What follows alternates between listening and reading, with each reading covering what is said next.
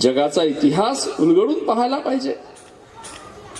ज्या ज्या वेळेला एखादा धर्म दुसऱ्या देशामध्ये गेला तलवारीच्या आधारावर गेला, पण आमच्या देशातनं कोणताच महापुरुष, कोणतेच ऋषी मुनी तलवार घेऊन गेले नाही.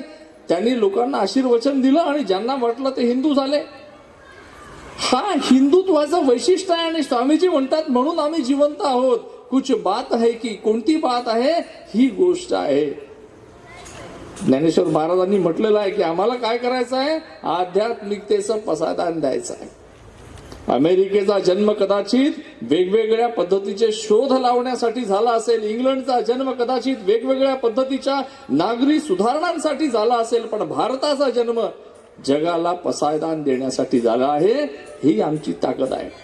आणि म्हणून आम्ही आमचा स्वत्व विसरलो नाही पाहिजे. इथे पाठीमागे पंचपरिवर्तन लिहिलं आहे, त्याच्याबद्दला 1 मुद्दा आहे, स्वचा बोध.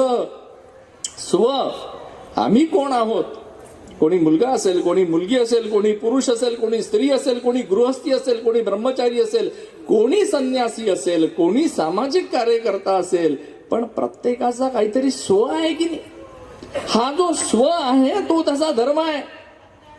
अहो, सापाला पण त्याचा धर्म आहे, विंचवाला त्याचा धर्म आहे, दगडाला त्याचा धर्म आहे, फुलांना त्याचा धर्म आहे आणि काट्यांना सुद्धा त्यांचा धर्म आहे. धर्मेण हीनः पशुभी समानः. काल विजया एकादशी होती. राष्ट्रीय स्वयंसेवक संघाचे द्वितीय सरसंघचालक पूजनीय गुरुजी गोवलकर यांचा काल जन्मदिवस होता. पूजनीय गुरुजी लॉयन्स क्लबनी त्यांना एकदा बोलवलं होतं भाषण द्यायला नागपूरमध्ये. पण लॉयन्स क्लबनी गुरुजींना सांगितलं की गुरुजी तुम्ही कशावरही बोला, पण धर्मावर बोलू नका. मग गुरुजींनी आपल्या भाषणामध्ये काय सांगितलं.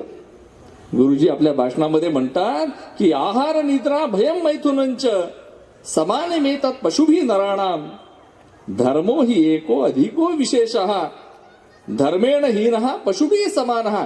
धर्माशिवाय मनुष्य पशुसारखा आहे आणि म्हणून धर्मावर तर बोललंच पाहिजे. मग गुरुजी म्हणतात की आता मला समजलं की तुमच्या क्लबचं नाव लॉयन्स क्लब का बरं आहे.